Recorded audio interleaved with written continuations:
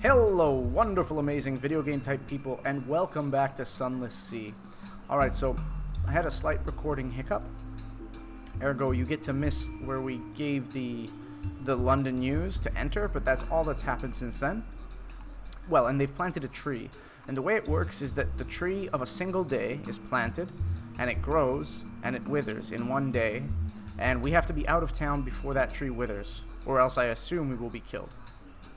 So foreigners, that's you, are forbidden from the interior. The closest most get is Adam's Way, a shouting, feasting, thieving ride of a port, and this is the Elder Continent to the south, and the 72 cornucopian kingdoms of the Presbyteriate. Are the stories true? Rivers of honey, castles of ivory? Who can say? Alright. So we can visit an exhibition of Presbyteriate curiosities. For the insignificant price of a single echo, the sober showman will lay the wonders of the Elder Continent directly at your feet. That seems like a trap. We can assist at an animescence hospital. That sounds nice. We can listen to a storyteller. Ignore the gaudy entertainments intended to defraud visitors. Pass the street hawkers. They will only tell you what you want to hear. Shun the tavern gossip, most of which is fabricated by the Mithridate office. The Prester's propagandists.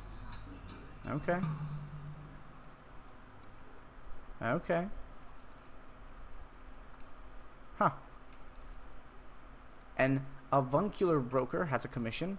His client has a task of modest but scriptural significance. He is conducting interviews. Oh, no more than 2. You have 1. Huh. Sit by the tree of a single day and let the hours pass. The day is young and the tree is still only a sapling. No, let's talk to the Presbyterian adventuress. You approach. She lines up another shot. She's been shooting giant lion snails off a chunk of a fallen statue.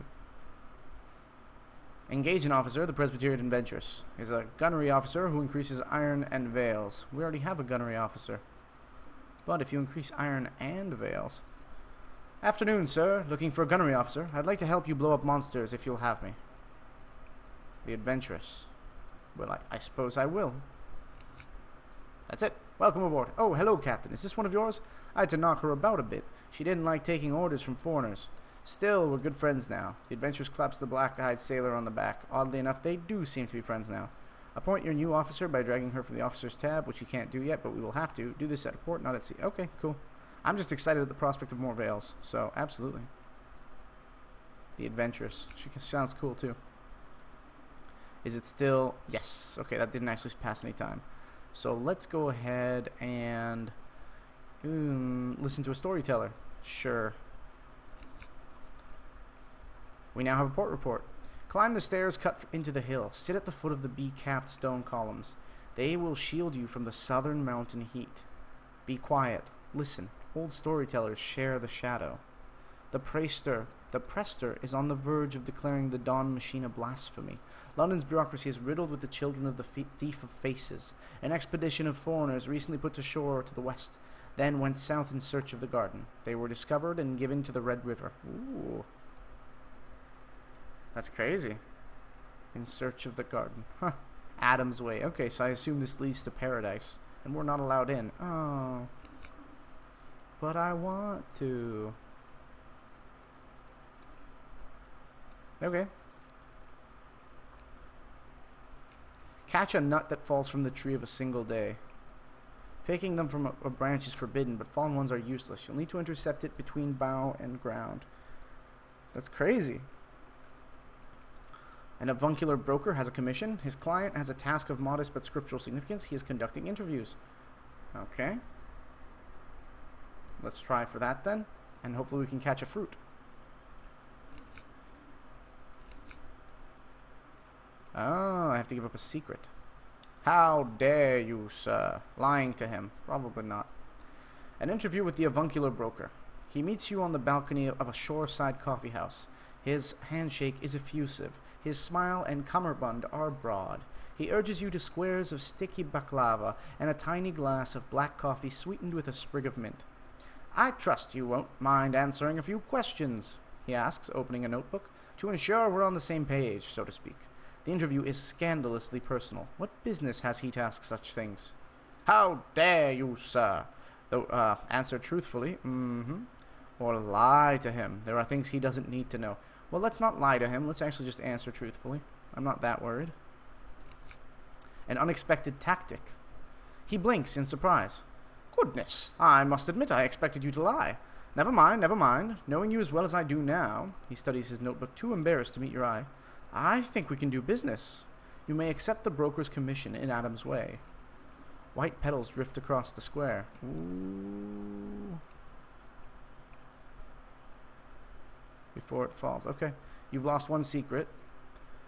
He has a commission for you.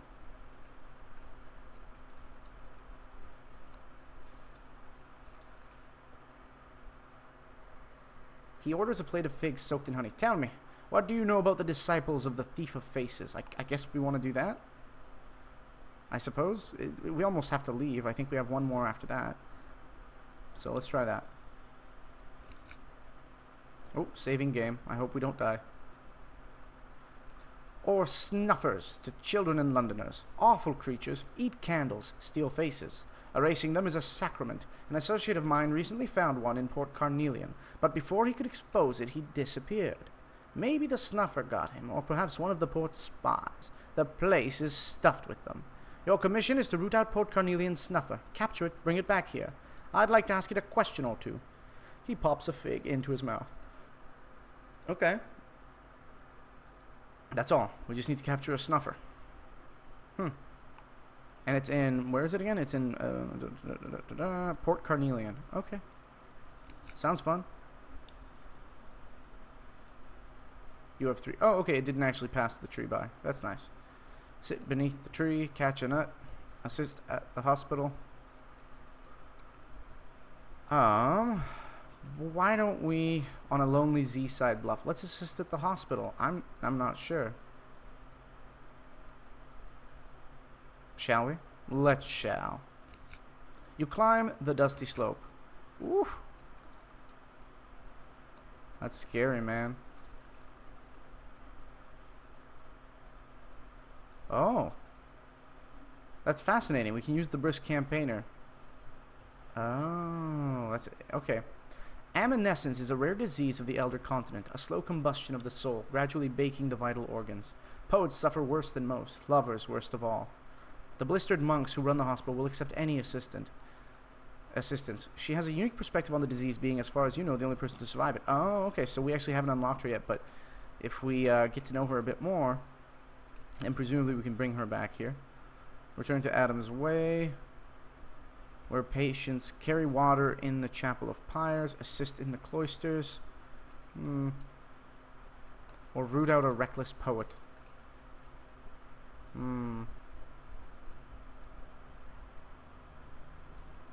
Fascinating. No, we're going to return to Adam's Way. And hope that that didn't pass any time by. Let's try to catch a nut, shall we?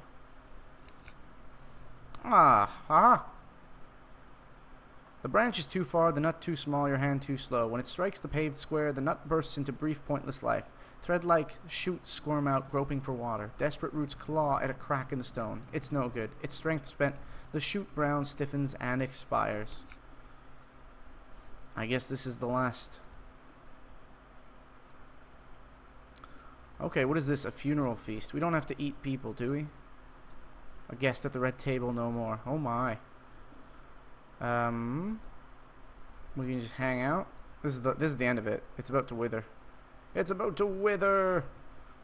A public square, a gathering of the bereaved, uncannily cheerful, a table shining with cutlery, white china plates, tall glasses. I don't think we need to eat people, but let's try it. You move closer for a better look. I think merely observe sounds decent.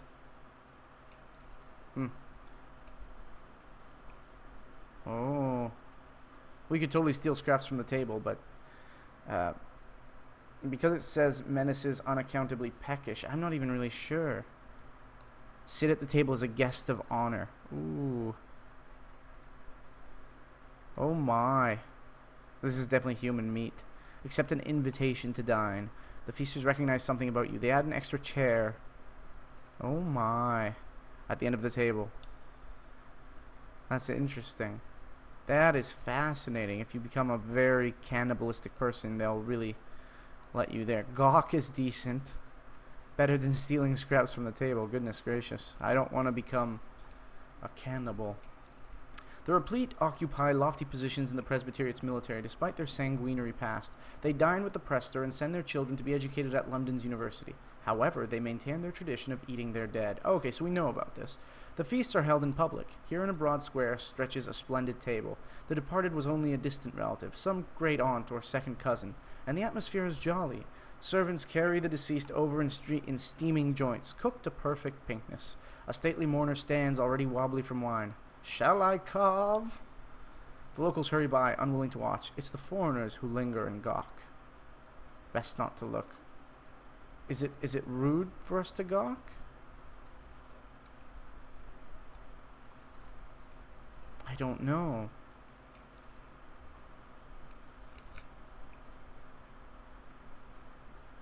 Oof.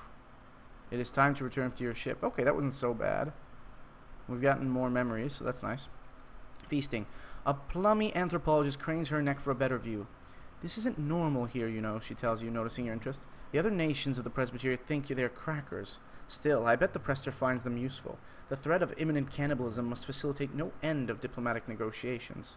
A salt cellar passes along the table. Napkins dab at mouth corners. The anthropologist is warming to her subject.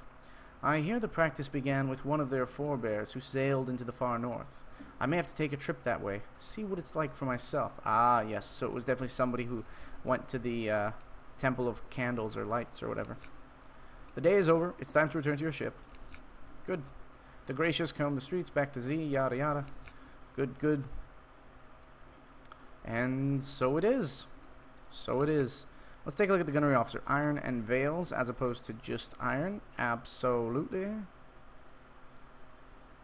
Boop. And we're going to take her as well. Mabes Dada. Good, good. Let's go ahead and speak to our dear sweet mascot. Play that eye roll says, play I played once in the happy warrens of London before you installed me in this floating coffin and made me eat dried food. Damn your play. It is an eloquent eye roll. That's amazing. Well, this looks good. Ah, yes. We'll have to invite her to dine with us once we have some mute salt. We could spend a secret to improve hearts or some such, but no, it's Veils. Veils is looking really quite nice. So that's not too shabby. Ooh. Adam's Way. Look at this. License for mortal trade. Yes, yes, yes, yes. Absolutely. We'll buy a little bit more fuel. 1, 2, 3, 4. That should do. That shall do. The sack of dark drop coffee beans fascinates me. Depending on where we want to go, you know, the notion of if I click on this map, going all the way up to Khan's Heart seems crazy. It's about boop, boop. It's quite the distance, actually. But if we could, you know, we'd be able to get those 5 dark drop coffee. And there's something about that that would be, I imagine, quite nice. What else could we possibly? Nothing else per se, hey? I don't know that we have enough to go all the way there. That's the trouble, isn't it? Fuel, supplies. I don't know that I want to. Sack of dark drop coffee beans. All the fire of hell and all the aroma of heaven. Nope, we shall do it at a later time, and we can do it with fallen London things. Foxfire candles. Perhaps one day, someday, not today.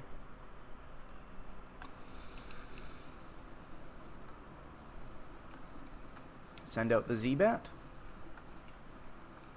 And of course this is going south, I believe. Isle of Cats is a long way to the north. Okay. Well, we shall have to go. Is it possible to go south here?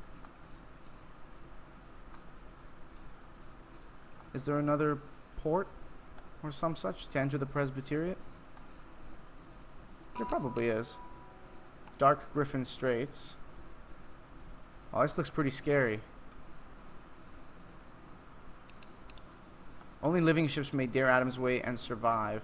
Your hull shudders and crackles as the water grips it. Okay, okay. Turn around, turn around. That's scary. Yep, nope, we're out. Nope, nope, nope, nope. Nope, nope, nope. Only living ships. Yeah, that was scary. I don't know, we would probably have died. Look at our hull. It went down, did it not? So, anyways, let's go up to the Isle of Cats. Ooh, the Isle of Cats. There's a bunch of, that's kind of a smuggler den, so we're pretty well set to go there with our 75 veils.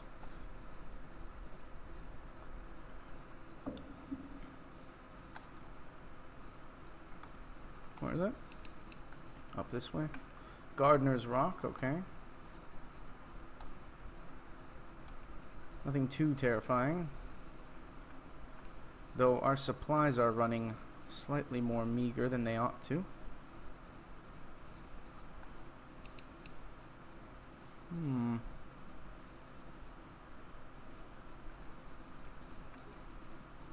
The Isle of Cats, I believe.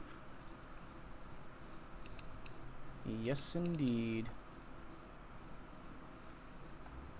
Port Cavendish? Yeah, we have to go around, okay.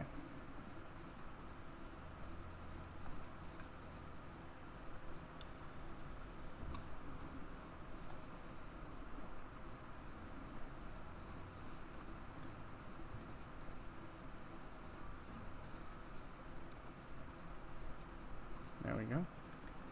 Let's do a Z-Bat, see what that brings in.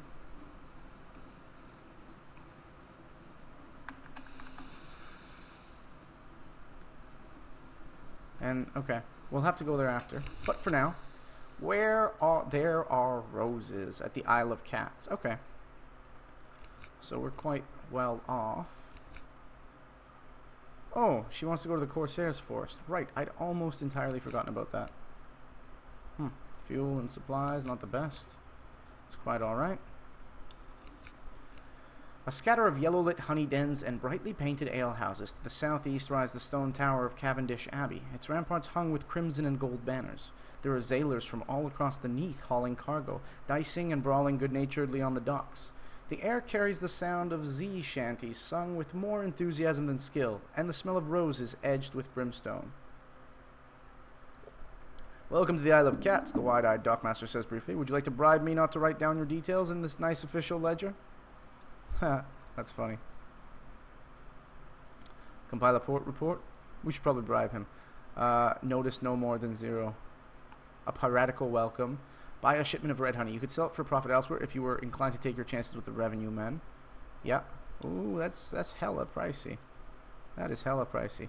Sell sunlight. Sunlight, the most dangerous of pleasures. Here in Port Cavendish, there's an appetite for dangerous pleasures. But will you be able to negotiate with the sippers of sunlight? Well, it's not bad, but it's hella pricey. Sunlight-filled mirror cafe. We have to fill it with sunlight. My word. Well, let's start by compiling a port report. Well, okay, yeah.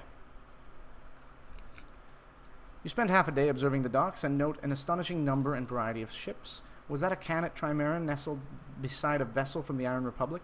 The dock hands complain loudly that they have never been busier. The caddies talk ceaselessly and carelessly about smuggling and piracy. But even the most hardened sailors lower their voices when they mention the king. They go even quieter when they talk about the Rose Garden. You make careful notes. Perhaps the Admiralty will understand what they mean, even if you don't. Alright, let's bribe this guy for 5. Oh, and now they're even more suspicious of us. You hand over the coins and she tips you a sharp smile before waving you to the nearest alehouse. The entire process is straightforwardly corrupt and pleasingly efficient. Ah, exciting. The alehouse, the Rosen Tiger, the alehouse's sign is a tiger painted the color of rose petals. Someone has gone to great trouble and expense to gild the creature's eyes.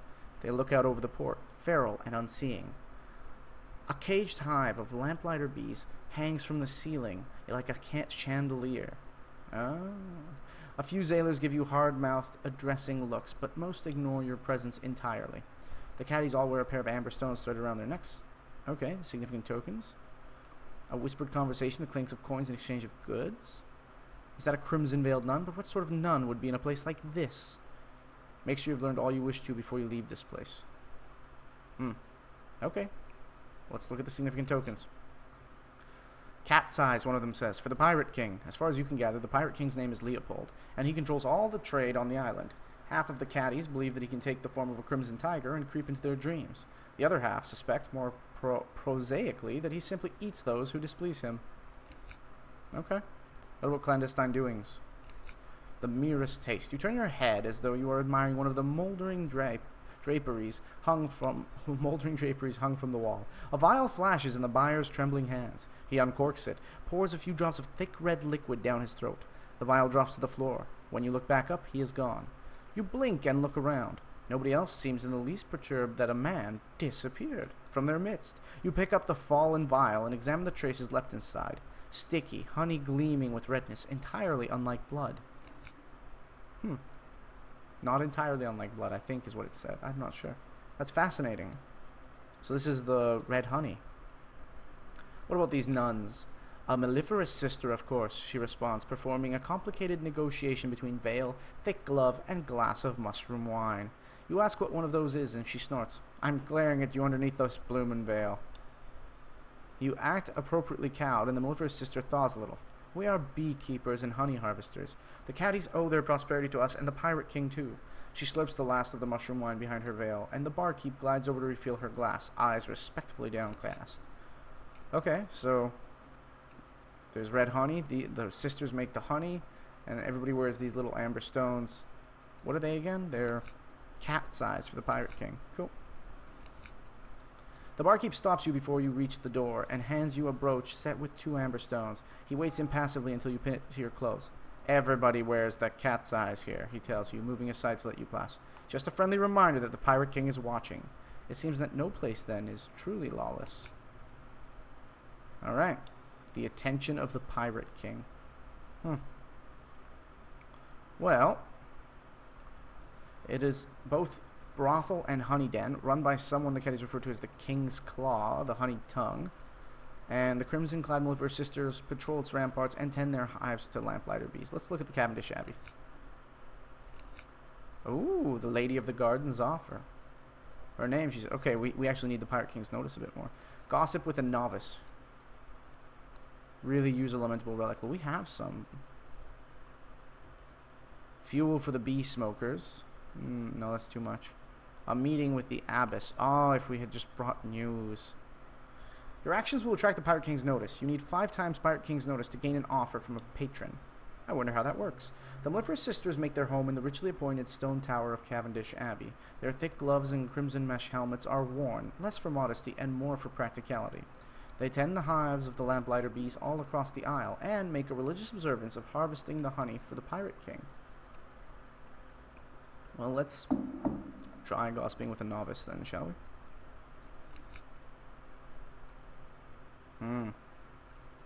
She's only a recent novice and barely even inducted into the lower apistic mysteries. Still, she has some useful information to impart. The recent destabilization of the red honey trade elsewhere has been fortuitous for the Isle of Cats. Honey production can barely meet demand. The abbess and the Lady of the Gardens are having some kind of dispute over staffing, of all things. Fascinating. Well, we're at 2 now, so we could keep doing that 2 more times at least and get straight to 4. But let's try the honey tongue and see what we can do there. It is both brothel and honey den. Yes. Isri's patronage. Okay, so it's either going to be Isri or the other one who we choose for patronage. Fascinating. Entering the brothel is like sliding into the dream of a surface orientalist. Jewel-embroidered cushions, bright silk drapes, gilded statues of elephants, sun bears, and clouded leopards. Silver censers release curling plumes of rose-scented smoke into the air. The courtesans are red-lipped and coal-smudged. When you catch their eyes, they smile back at you with professional interest. Ask what red honey is. That's so funny. Comfort a Z captain. Oh. Well, it'll bring us the Pirate King's notice, but we have to give up experience points. That's sad. Swap tails. We need more Z stories. We need 5 Z stories, in fact, just so that we can get a darn piece of whatever that is, the muter salt. So we'll keep Z stories like we really need them. Ask what red honey is. You know, of course, only the particulars may have slipped your mind. One of the nearby courtesan's eyebrows lifts infinitesimally, but his reply is practiced. When lamplighter bees suck the nectar of the crimson strain of exile's rose, they are driven to madness. They enter the brain of humans and harvest their memories. He shudders, as though imagining the process himself. Those memories are instilled in red honey. Each sip is a burst of memory on the tongue. How crazy is that? That sounds so beautiful. Deliciously awful, isn't it? He flutters his dyed feather fan. Wow. Alright, let's, I guess let's comfort a Z captain. They're all tending the gardens now, she wails and begins to weep again. My poor crew. You wait for a hitch in the sobs and inquire further. It is a slow, delicate business drawing answers out of her, but you are nothing if not perseverant. It seems her crew was conscripted by the Lady of the Gardens, and that their duties are something far worse than horticulture. You leave her reciting the names of her lost sailors and commending them to Salt's mercy. They're all tending the gardens now. Oh. So the memories are being sucked out of their brains or something like that. That's crazy. Well, let's go, perhaps not. Let's go back to the Cavendish Abbey. And we're going to do gossip with a novice twice. Perfect. Your antics intrigue. Let's do perhaps not. Let's look around. Nothing quite yet. Very well then. Cavendish Abbey it is. And we will gossip with a novice one last time. And that should have his attention. Her name, she says, is Zyra. You should use it. So we either talk to her or the other one. Let's talk to the Lady of the Gardens.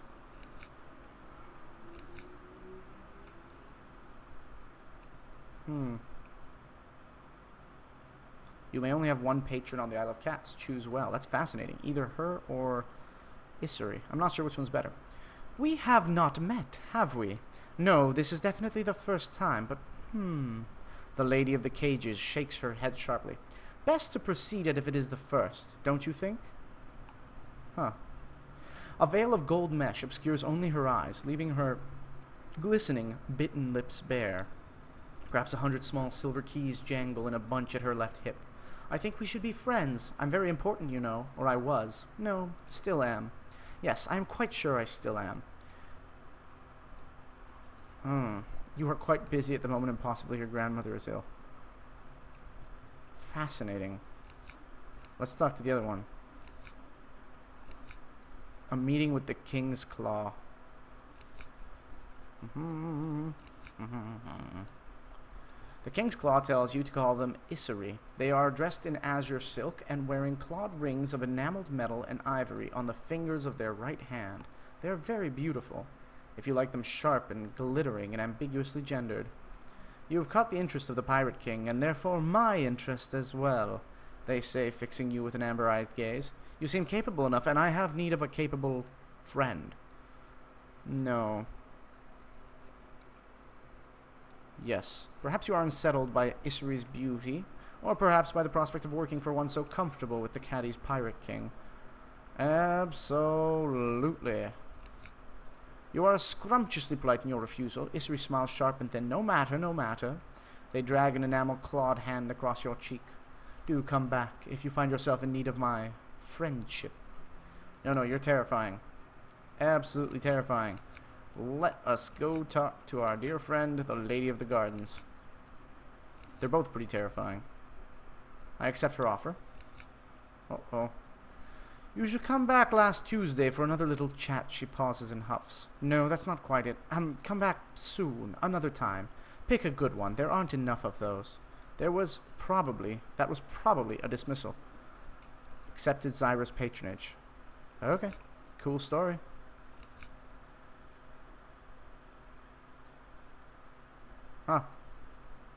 She wants us to smuggle some red honey. That's crazy. When you enter, the Lady of the Cages is sitting on the windowsill, staring out at her gardens. On the desk is an open casket. Within are 10 gleaming vials of red honey, carefully packed. Freshly harvested by the Mellifere sisters. Touch them, go on. They're still warm from the honey spinner. Zyra turns towards you. They are for the merchant venturer over in London. You'll take them from me, won't you? Unless you already have. No, clearly not, no.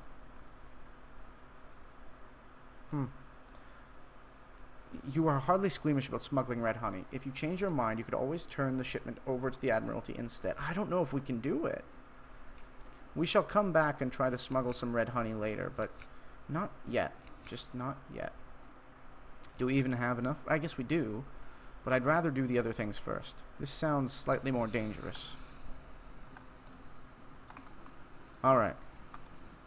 Where are we going? What's here? Something is here.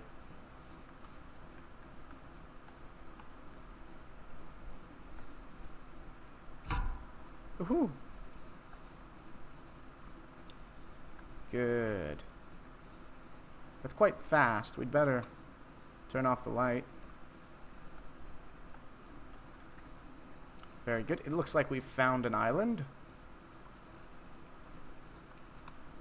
Visage! Ah, ah, ah, ah. Oh my. Oh my. Bring out the nets. Well, that's not awful. We might lose someone. Horrors below. Sailors at the rail call softly. Something swims below the ship. I saw it looking up at us, one says, his voice a tremble. Don't look. Well then, let's catch it. Let's try it.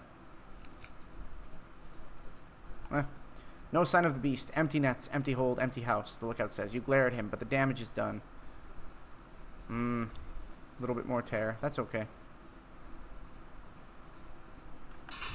Oh, that's why it's Visage. Hide your face. Hide all your faces. Or faces may not be naked. This is the port of Visage, where faces may not be naked, except one, a stone monument the size of a village church, serenely gazing upwards, flourishing of years. Inward and upward. Once you set foot on Visage, you may be here for a little while. I don't know if I want to, then. That sounds scary. Let's create a port report. A departing merchant gives you a confusing account of crocodiles and honey cakes and something about ear blockage. To this, you add your own impressions about the street layout close to port and the types of commerce here. When the lights are especially bright, it is possible to make out the details of the profile of that great stone face. Well, I suppose we can go in. All those who enter must play their parts. The sign is visible only after you've crossed the threshold. Check in the customs house. One may not wander Visage at will. On the lower slopes, stone buildings, flat roofs, archways. In the architecture, there lingers a memory of lotus and palm frond. The hill above is a face forever, looking up at the ceiling of the Untersee. No one inhabits its cheeks or the hollows of its eyes. Okay, so this is kind of the lotus eaters, I assume?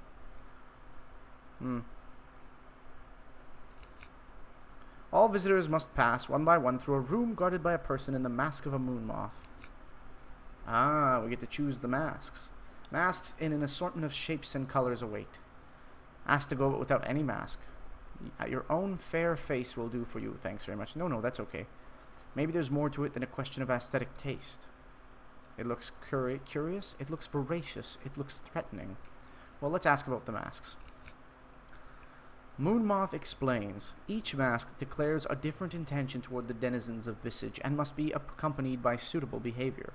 The frog is for visitors who, though perhaps clumsy and unfamiliar with local etiquette, have come in order to observe local ways and to make uncouth comments about them. The locust is for those who seek profit in Visage and would carry away as many goods as possible. You prompt about the bat. Moonmoth hesitates. Bat is an ill-omened visitor, sent as a messenger or a spy. Bat always dies. Well, it's good to know that. Goodness gracious, I don't want to take bat then. Let's take frog. Frog sounds useful. Yup. The bat mask. I like that. Bat always dies.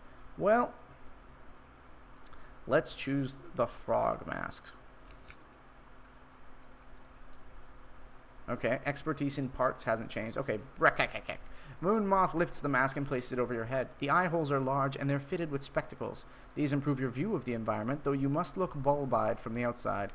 There's also a mechanism attached to the mouthpiece which magnifies any sounds you make, even your breathing. You start to thank the Moonmoth and it comes out as a booming croak. May you profit from your visit in knowledge, says Moonmoth. Its wings fold neatly over its back. Okay. We are here to perform. You can't stay in character forever. Huh. We can't leave yet. So, let's visit the Moonmoth speaks as though you should already know what this is. Visit the Flood Court? No, let's visit the Library of Parts. All the books are fragmentary, perhaps. A room of heavy stone, guarded by a golden statuette of a woman with outstretched arms. The scroll niches sorted to correspond to a variety of masks: the jackal and the lioness, the crocodile and dung beetle.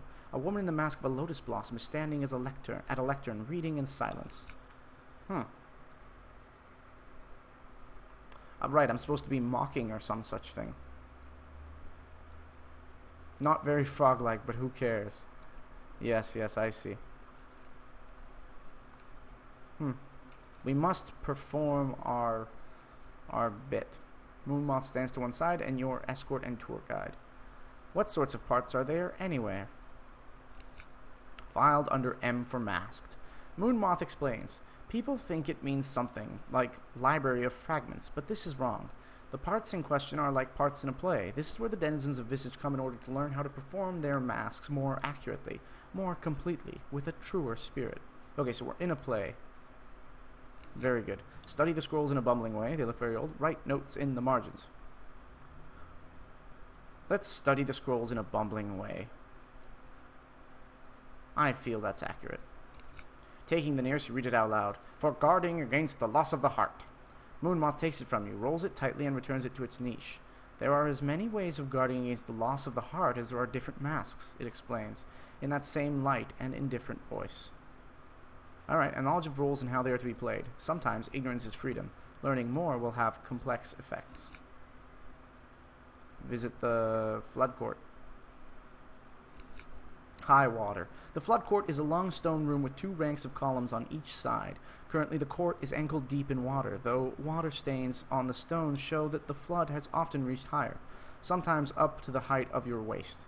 In a raised niche at the far end of the room sits a statue of a man with the head of a ram. He holds a jar from which water flows out onto the floor. Ask about the purpose of this room. Oh. Steal the statue's jug. We should have come here first.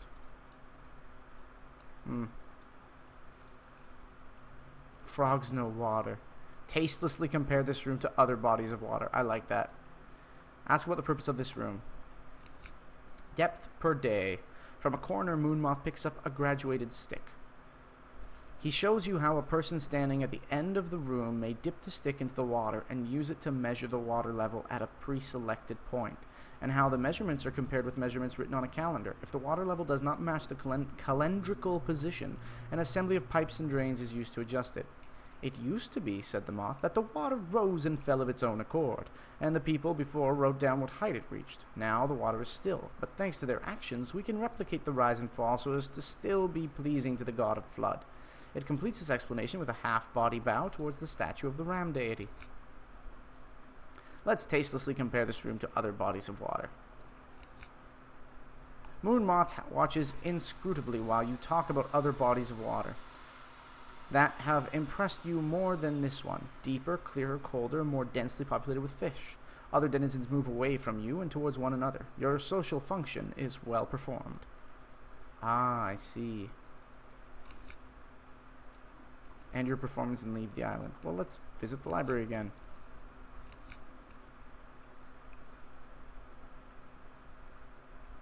Perhaps not. I'm not sure. Now that we have expertise in parts, we can no more do these horrible things. Let's study the scrolls. Let's write notes in the margin. Moonmoth is startled. Apparently no other frog has gone so far as to attempt to deface the library's holdings. It gets the pen away from you, expostulating. Later, you find it writing down record of what you just did, to be added to the library of parts. A recollection of what can be expected from frogs. Ha!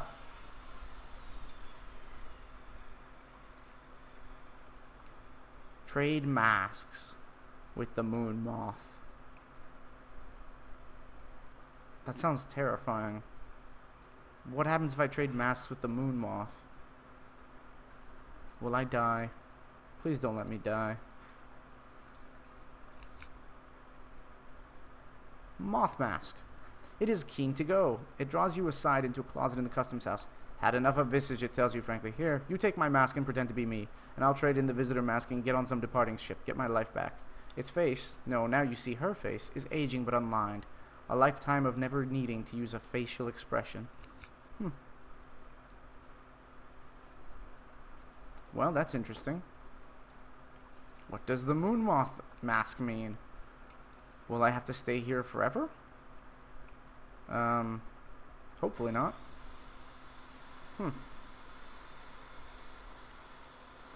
Maybe this was a bad idea. Visit the Temple of Apis. All the denizens of Visage go there sooner or later. Visit the Side of the Face. Is visited as a pilgrimage by the inhabitants of Visage, and if you are in good favor, you too may go. Let's visit the house of the Chief Geometer. Lines in wet ground. Each morning, the man in the cobra mask draws lines in the mudflat with a pointed steel rod. This apportions to each inhabitant a small trapezoidal area from which to harvest mushrooms and to scrape salt. No plot is ever preserved from one day to the next. The man is the chief geometer, the keeper of directions, master of land measures, and sea measures. Now you have been invited to his home, at the time customarily appointed for him to receive those who are not his equal in rank, yet not so far beneath him as to deserve to be ignored. What ceremonial gift will you bring? I'm not sure.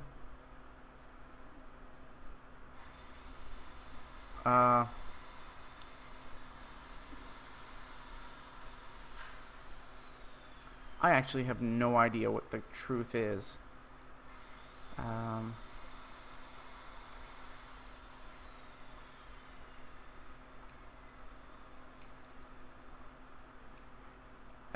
What is the correct protocol? I do not know.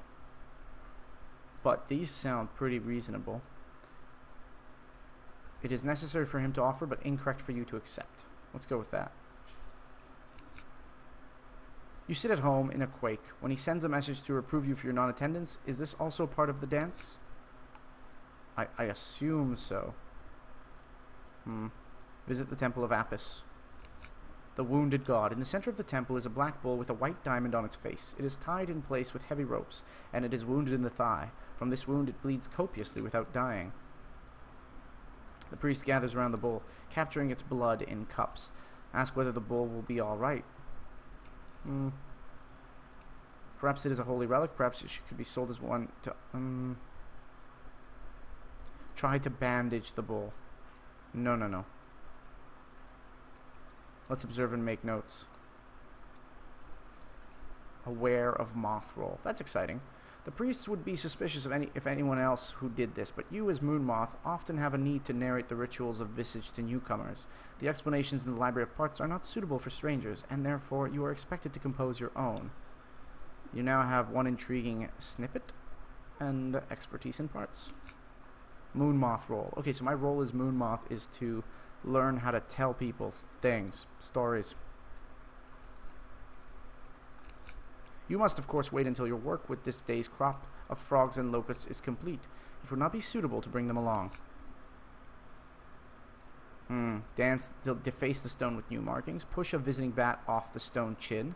The visitor is wearing all black and keeps reaching up to scratch under its bat mask. Silently observe the attitude of the visiting lion. Offer instruction to the frog that found its way up here. No, I'm not smart enough to do that. Tiny pictures. Study ancient marks. Let's silently observe the attitude of the visiting lion. Aware of Moth Role. You contemplate the lion for some time. There is an arithmetic sequence to the count of bows that it performs to each feature. The eyes, the nose, each lip. It is hard to know whether lion is meant to be her worshipper or her lover. Perhaps the two functions are not very distinct. When at last the lion's bows are complete, it passes you with a slight snap of its masked jaws. It was rude to you to stand there watching. The moth watches visitors. It does not watch citizens. To do so has violated the strictures of both of your roles. Oh well, hopefully I don't get in trouble. How do I leave?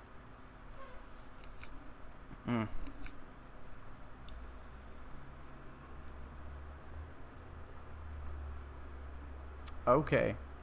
We're narrowing it down now. You have 6. You have 6. Okay, so this is clearly the best one. Bring a poem concerning snakes copied on a new scroll. Go ahead.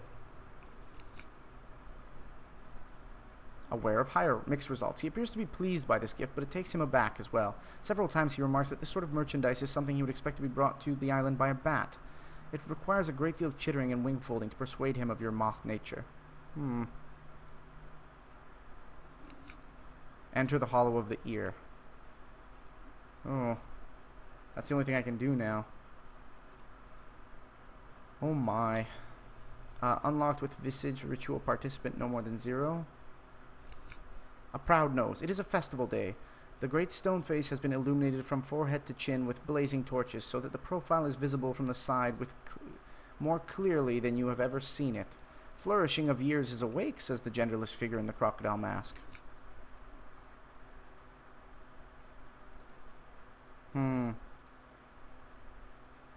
All the denizens of Visage are walking towards the ear together. There is a place in the procession which belongs by right to the wearer of your mask. I should have brought a flare. How else will you discover what lies within? With everyone distracted by the festival, your departure would not even be noticed. Oh man, I should probably leave. I'm so nervous. You know why I'm nervous? Because I'm a moth. What does that mean? What does it mean to be a moth? Oh, the festival of flourishing. I don't know. I'm scared. I don't want to die. I don't want to die, but I also don't want to look this up. Oh